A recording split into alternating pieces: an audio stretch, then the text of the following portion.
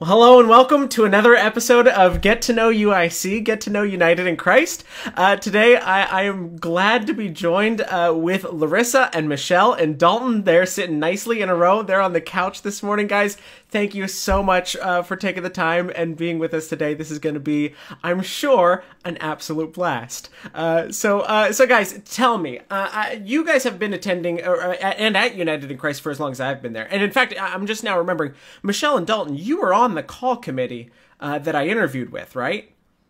Yeah. So how long has it been that you all have been a part of the United in Christ community, that you've been members over there at United in Christ? Well, for Steve and I, we've been members since 1999, 98. Wow. When I went to college at Bloomsburg University, I became a member of the St. Matthew's Lutheran Church in downtown Bloomsburg. Sure. And then Steve and I were married in 97 there. And then once we were married, we tried to go over there, but just the travel back and forth. And we had friends, Nelson and Esther Fisher, who went to the New Columbia Church. Oh, okay. Said, why don't you try it out? Why don't you try coming? And had said that for a long time to us. And so after a while, we thought, well, we would. And it was after the split. They actually split and went. But we actually went to the New Columbia Church. So Steve and I went there one Sunday, and we really liked it. It was very welcoming. I remember our first time we got a little loaf of bread and a little thing of jam in this little welcome basket, and so everybody was really nice at the New Columbia Church. And so Steve and I continued to go there, and then we decided that we were going to join. So I did a reaffirmation or a transfer of baptism. Mm-hmm. He's never been baptized because he went to a Baptist church. So he was actually baptized at New Columbia. And so we joined. We also joined with our friends, the Russells joined too that time. And so we all joined at the same time, as well as the Dyer family. So there were three of us families that joined at the same time. And so then Steve and I worshiped there. Then we worshiped on the hill there. Actually, Dalton was born in 2001.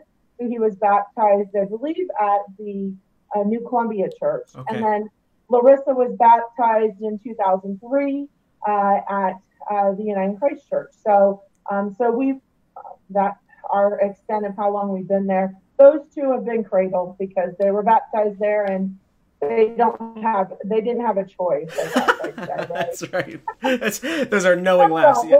They still don't. So. That's all right.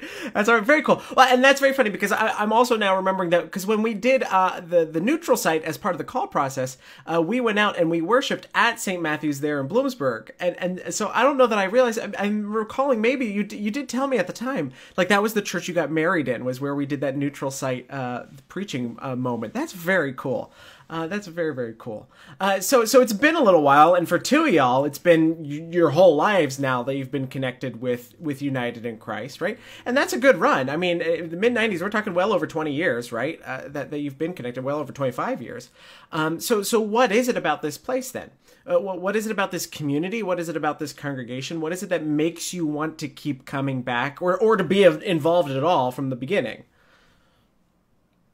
I think it's the fact that, we have a smaller church, I'd say, compared to most, but I like that because it brings us together more, and we're more of a close-knit family.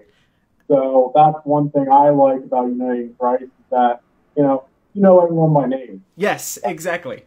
You're not afraid. You walk up to someone and think, I forget their name. You know their name. Right. You know everyone and can recognize them when they come in, right? Yeah. So that's one thing I really like about United in Christ. And just, the surrounding area. We're very rural around here. But I like that. Yeah.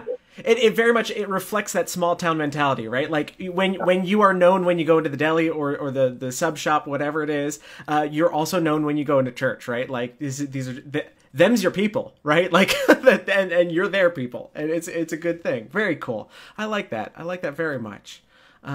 What else? What else is it that keeps you coming back to this place? I like the youth. You like and, the church really supports it too. that's for darn sure, right? I mean, look at the ways the church, this congregation is willing to kind of bend over backwards to make sure that our youth are taken care of, and that we maintain them as a super high priority, right? I mean, because so now both of you, both Dalton and Larissa, you've both been part of the National Youth Gathering now, right? And I often think of that as like one of the ways in which this church goes all out to make sure that our youth can go and participate in that. Camp Mount Luther. Oh yeah. We've gone. Both of us have gone to Camp Mount Luther since kindergarten. Wow. The day camp. So I remember Mom and Miss Finowski, they would take turns driving us up to Camp Mount Luther. Kathy, our band. Yeah. Nice. Finowski's band. Finowski's band. Yeah. And we spend the night. We did that for the longest time. It's nice because Camp Mount Luther, it's a great experience. It has a decent price to it also. And it's nice to have the church family. They come to the events and, they put forth donations towards that, which is nice for the families because the kids are able to have the opportunity to both grow in their church, but then with other churches. I know I've made several friends through Camp Mount Luther and the youth gathering, and it's cool to talk with one another and describe our church services. Not all are the same. So the different aspects of their service, what they do. Yeah. It's cool. Very cool. That's very cool, and it's nice to always be, we appreciate that smaller setting that we have, right? And there's tremendous value in it. But it's always good to be reminded of there being a larger church, right? And of these other communities that like we are still in partnership with, even if we don't see them on a regular basis. And I think both the camp and the youth gathering, of course, are definitely very cool expressions of that, of being able to plug in that way. That's very cool. That's very cool perspective. I like that. All right. So then, as you think about this community, as you think about the ways in which you've engaged over the years, and that your family's obviously been an integral part of this faith community, what has this community meant to you? What has this community meant to the Shearers over the years? What does it? Where have you seen God at work, and where have you felt God at work in your own lives through this community? I know these are the big questions. I think for us and our family, it's always been very welcoming, and it's been an extension of a family. Yeah, that's what I would say, because even when the kids were born and they were little and they were loud and whatever, everybody was always accepting of them, and they would take them and hold them, or they would interact with them, and they really appreciated having the kids there. I know we tried nursery, but really nursery did not work because people were fine with a little bit of background noise and stuff. We would bring Dalton's cars with them, or, Larissa's dolls with her or whatever. But I guess for us as a family, we felt very welcomed by that little bit of noise, and that, it was okay. And that helped us, to really, we wanted the kids to be able to learn how to act in a church service, which a nursery maybe wouldn't have. So, the kids, they did that. It's something that's been a stability for us throughout the years, because, the kids will attest, and I've said this as they've grown up, Steve and I, when we baptized them, we made a promise before God that we would raise them up in the church. Mm-hmm. And so, other than maybe being on vacation or being sick or whatever, we've gone every Sunday. And for me, I feel it's a big part of my life. And, even if the kids haven't wanted to go, they've had to go or whatever. And I hope that in the future that won't turn them away from church, but they'll look at that and say, you know what, that was a good thing for us. Sure. To be able to go to church. And I will say, the church has always been so supportive of the kids. And, when the kids have had friends who were in big mega churches and things like that, my biggest concern was always that our kids would be disengaged with our church and want to go somewhere else. And while they participate in activities with some of their friends like that, they've never felt that. They've never said, Mom, we don't want to go because we want to go to this church or that church, or whatever. They've always been receptive to that. And again, as Dalton said, the kids got the opportunities to go to Camp Mount Luther all those years that they wanted to go. Larissa got to go to Canada with Camp Mount Luther on a trip, a whitewater rafting trip and stuff, and that money was all paid for by the church and by the donations of people and just by the support of our hoagie sales or turkey waffle and all of that. So, we have been very appreciative of all of the support that everybody has given to our family in terms of being able to give them opportunities that I don't know they would have been able to. With Dalton going to Detroit for the ELCA youth gathering, when he did, to Larissa going to Houston, Texas, and, possibly going to Minneapolis, with the youth groups throughout the years. I know, the kids really remember Pastor Katrina and Pastor Shade and their faith formations, and you as well now informing that. And I guess those are just all of my gratitude to everybody who's hopefully shaped them and raised them up in the church to be good, respectful young people. And as they go out into the world, that, they'll remember those traits and characteristics and be good people in the world. Yeah, absolutely. Absolutely. I think there is tremendous value in gathering as a community like that, to say, like, listen, you don't have to do this on your own, right? Like, there is a community to help surround you and build that sense of formation, no matter what stage of life you're at, right? But even from the beginning, to help say that, yeah, you do have a place here, even when it's rutchy and maybe a little teary and with little baby cries all out at the same time. And like, that's still something we value as a congregation, right? Like, it's still something that's instilled to us. And as we heard from Cammie, like, she had those moments. She said this in her Q&A, where she did like step away from the church for a little while, but then like came back and realized how much the stability and sense of that place meant to her in her own life, right? So like, and all of that's okay. And that's what the church can do. And that's what a good community that looks out for each other can do. That's a beautiful thing. That's very, very cool. And so I'm glad to hear that, like, what the church can be and what the church aspires to be is what you found as a family in the church. That's really, really wonderful. And I'm glad for that. So now, as we think towards the future and hopefully towards the days when we can get back together again physically in person, what is it for you that you hope to see for this congregation? What are your hopes and dreams that God will continue to stir and unleash and see unfurl through this community of faith? What do you hope for United in Christ? I hope, that this family atmosphere continues. Yeah. Just, I think all churches have it. It's a wonderful thing because it's nice to be able to lean on someone else in times of need. And I feel, especially now in these trying times, that it's always nice to have someone to call or to reach out to. And it's great that we have the church and people that are in it to rely on. Yeah, absolutely. I think this is our moment to really kind of be the church, right? And even if it's not in those walls of that building, I think that's a really powerful thing, Dalton. Yeah, thank you. See that we keep growing and that we keep supporting each other and we stay strong through everything that goes on. Absolutely.